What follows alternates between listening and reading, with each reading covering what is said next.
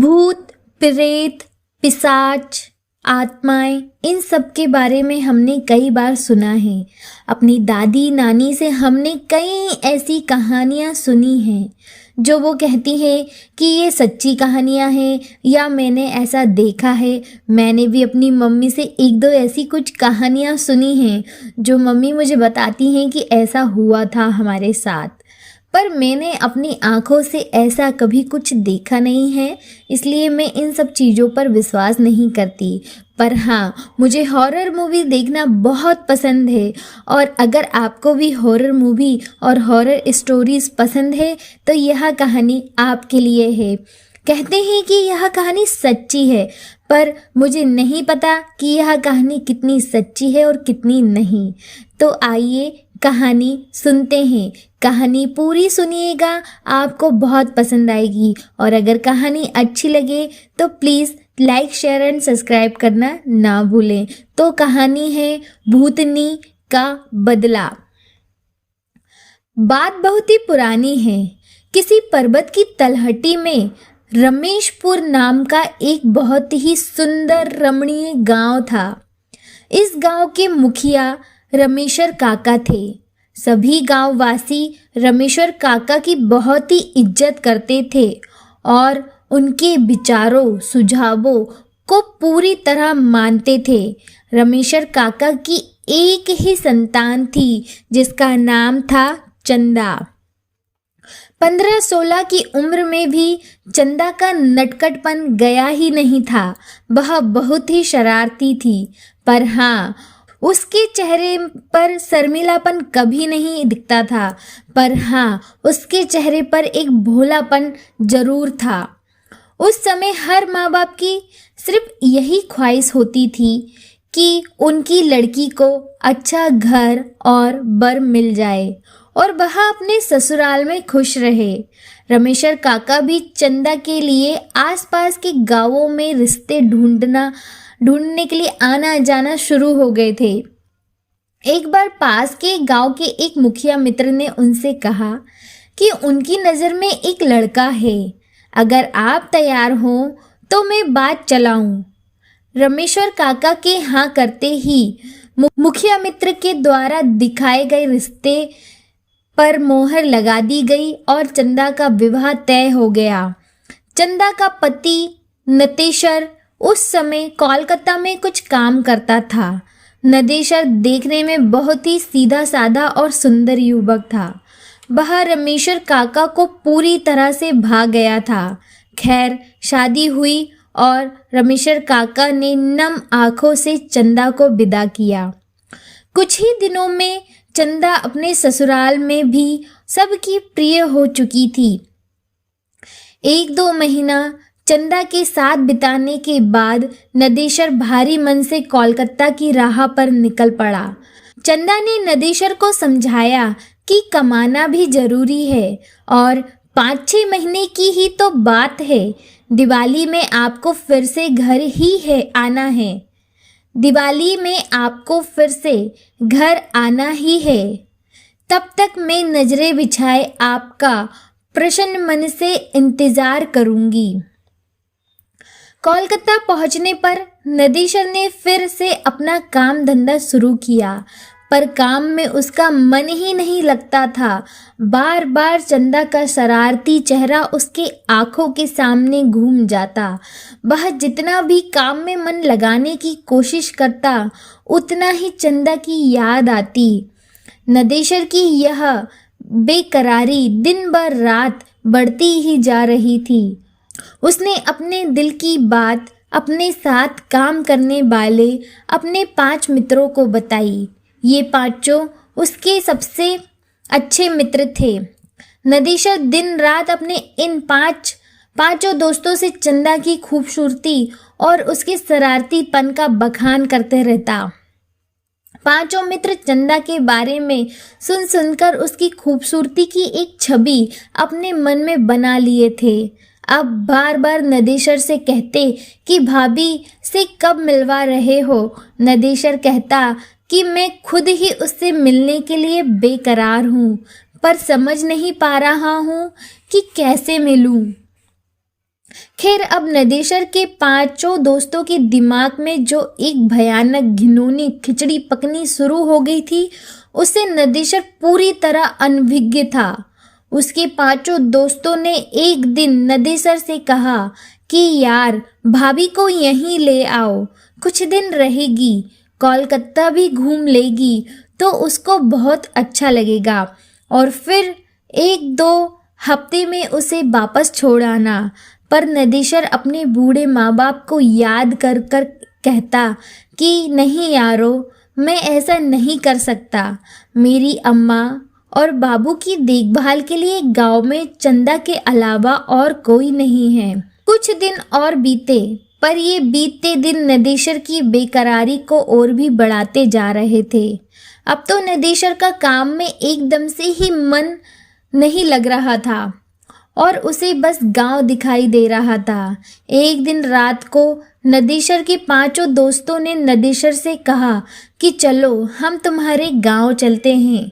नदेशर अभी कुछ समझ पाता या कह पाता, तब तक उसके उन 5 दोस्तों में से निकेश नामक दोस्त ने कहा कि यार टेंशन मत लो, कह देना कि अभी काम की मंदी चल रही है इसलिए गांव आ गया, और साथ ही इसी बहाने हम मित्र लोग भी तुम्हारा गांव देख लेंगे और भाभी के साथ ही तुम्हारे माता पिता से भी मिल लेंगे, क्योंकि हम लोगों का तो गांव ही नहीं है। इसी कोलकाता में पैदा हुए और कोलकाते को ही अपना घर बना लिया। हम लोग भी तो चाहते हैं कि कुछ दिन गांवी आबो हवा का आनंद लें। नदेशर तो घर जाने के लिए बेकरार था ही। उसे अपने दोस्तों की बात भली लगी। फिर क्या था, दूसरे दिन ही नदेशर अपने गांव उन 5 दोस्तों के साथ निकल पड़ा। उसके गांव के आसपास में बहुत सारे घने जंगल थे। इस पर्वतीय इलाके के इन पहाड़ वासियों के अलावा अगर कोई अनजाना आ जाए तो वह रास्ता भटक जाए और हिंसक जानवरों का शिकार बन जाए। ट्रेन और बस की यात्रा करते करते आखिरकार नदेशर अपने 5 दोस्तों के साथ अपने गांव के पास के एक छोटे से बस स्टेशन पर पहुंच ही गया। इस स्टेशन से उसके गांव जाने के लिए अच्छी कच्ची सड़क भी ना थी। जंगल में चलने से बने पगडंडियों से उबड़ खाबड़ रास्ते से होकर जाना पड़ता था। जंगल में चलते चलते जब नदेशर से निकेश ने पूछा कि भाई नदेशर, अभी तुम्हारा गांव कितनी दूर है, तो नदेशर ने प्रसन्न होकर कहा कि यार अब हम लोग पहुंचने ही वाले हैं। नदेशर की बात सुनते ही निकेश हाँफने का नाटक करते हुए वहीं बैठते हुए बोला कि यार अब मुझसे नहीं चला जाता। इसकी बात सुनते ही नदेशर ने कहा कि यार हम लोग पहुंच गए हैं और अब मुश्किल से 5 मिनट भी नहीं लगेंगे। पर नदेशर की बातों को अनसुनी करते हुए उसके अन्य 4 दोस्त भी निकेश के पास ही बैठ गए। अब नदेशर बेचारा क्या करे, उसे भी रुकना पड़ा। नदेशर के रुकते ही निकेश ने अपने हाथ में लिए झोले में से एक अच्छी नई साड़ी और साथ ही चूड़ी आदि निकालते हुए कहा कि यार नदेशर, हम लोग भाभी से पहली बार मिलने वाले हैं, इसलिए उनके लिए कुछ उपहार लाए हैं। उसकी बात सुनते ही नदेशर ने कहा कि यारो इसकी क्या ज़रूरत थी, पर निकेश ने हंसकर कहा कि ज़रूरत थी भाई, हमारी भी तो भाभी है, हम पहली बार उससे मिल रहे हैं तो बिना कुछ दिए कैसे रह सकते हैं। इसके बाद निकेश ने कुटिल मुस्कान चेहरे पर लाते हुए नदेशर से कहा कि यार नदेशर, क्यों ना भाभी को सरप्राइज दिया जाए। एक काम करो, तुम घर जाओ और बिना किसी को बताए भाभी को घुमाने के बहाने यहाँ लाओ। हम लोग यहाँ भाभी को यह सब उपहार दे देंगे और उसके बाद फिर से तुम दोनों के साथ तुम्हारे घर चलेंगे। भोला नदेशर हाँ में हाँ मिलाते हुए तेज कदमों से घर की ओर गया और लगभग 30-40 मिनट के बाद चंदा को लेकर दोस्तों के पास वापस आ गया। फिर क्या था, चंदा से वे पांचों दोस्त एकदम से अपनी भाभी की तरह मिले। चंदा को भी बहुत अच्छा लगा। उसके बाद जब चंदा ने उन्हें अपने घर चलने के लिए कहा तो अचानक उनके तेवर थोड़े से बदले नजर आए। निकेश और नदेशर के अन्य 4 दोस्त चंदा और नदेशर के पास पूरी सख्ती से खड़े हो गए थे और चंदा और नदेशर कुछ समझ पाते इससे पहले ही निकेश ने दांत भींचते हुए तेज आवाज में नदेशर से कहा कि साले, मैं अपनी बहन की शादी तुझसे करना चाहता था, पर तुम बिना बताए गांव आकर अपनी कर लिए।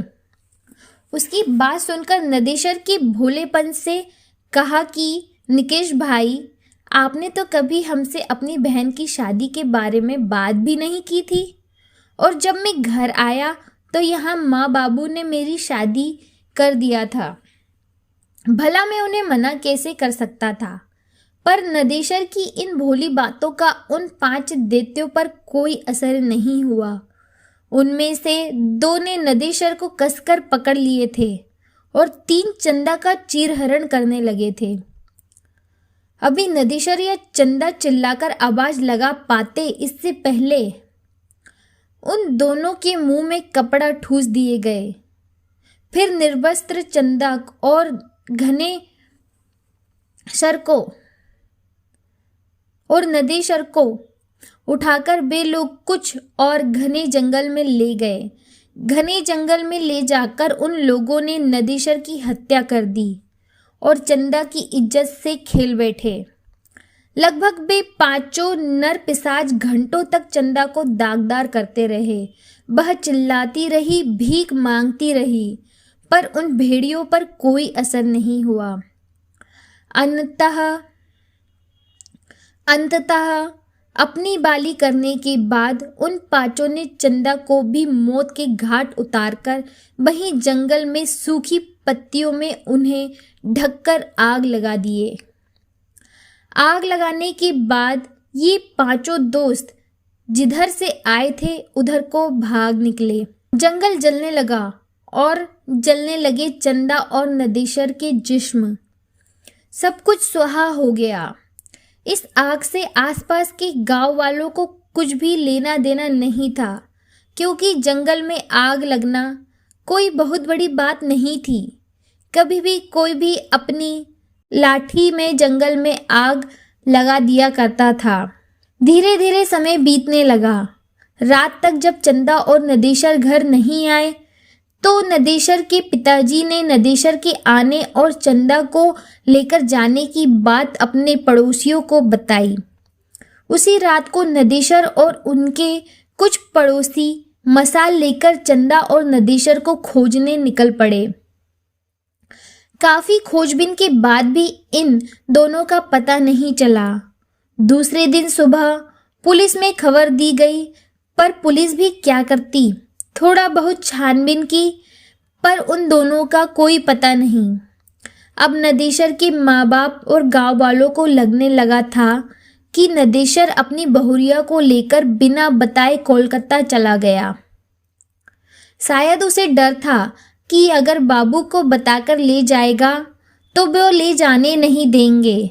आखिर कोलकाता में नदेशर कहाँ रहता है, क्या करता है, इन सब बातों के बारे में भी नदेशर के माता पिता और गांव वालों को बहुत ही कम पता था। धीरे धीरे करके 8-9 महीने बीत गए। अब नदेशर के माता पिता बिना नदेशर और चंदा के जीना सीख गए थे। इधर कोलकाता में एक दिन अचानक निकेश के घर पर कोहराम मच गया। हुआ यह था कि किसी ने बहुत ही बेरहमी से उसके गुप्तांगों को दांत से काट खाया था। उसके शरीर पर जगह जगह भयानक दांतों के निशान भी पड़े थे और वह इस दुनिया को विदा कर गया था। पुलिस की पूछताछ में उसके घर वालों ने बताया कि पिछले 1 महीने से निकेश का किसी लड़की के साथ चक्कर था। वे दोनों बराबर एक दूसरे से मिलते थे, पर लड़की कौन थी, कैसी थी, किसी ने देखा नहीं था।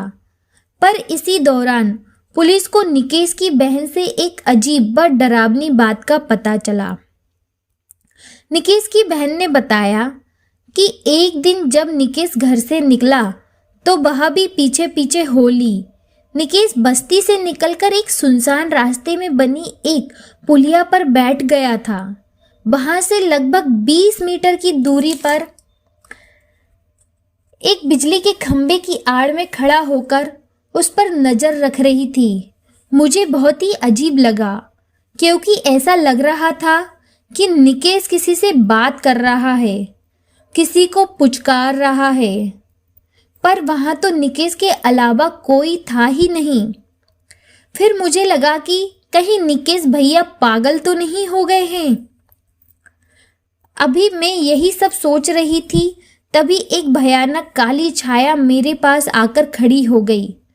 वह छाया बहुत ही भयानक थी, पर छाया तो थी, पर छाया किसकी है यह समझ में नहीं आ रहा था।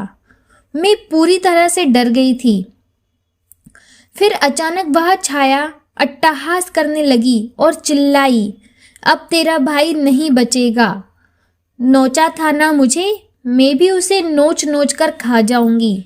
और हाँ, एक बात तू याद रख, अगर यह बात किसी को बताई तो मैं तेरे पूरे घर को बर्बाद कर दूंगी। इतना कहते ही निकेश की बहन सुबक सुबक कर रोने लगी। इतना सुनते ही पुलिस और आसपास जुटे लोग सकते में आ गए। इतना सुनते ही पुलिस और आसपास के लोग सकते में आ गए और पूरी तरह से डर गए, क्योंकि निकेश का जो हाल हुआ था वह यह बयां कर रहा था कि उसके साथ जो हुआ है वह किसी इंसान ने नहीं, अपितु भूत प्रेत ने ही किया होगा। यह कहानी यहीं समाप्त होती है, पर इसके अगले भाग के रूप में एक कहानी और आ सकती है कि क्या निकेश का यह हाल किसी भूतनी ने ही ऐसा किया था या किसी और ने। कहीं चंदा तो नहीं या नदीशर, निकेश के अन्य 4 दोस्तों के साथ भी कुछ ऐसा हुआ क्या?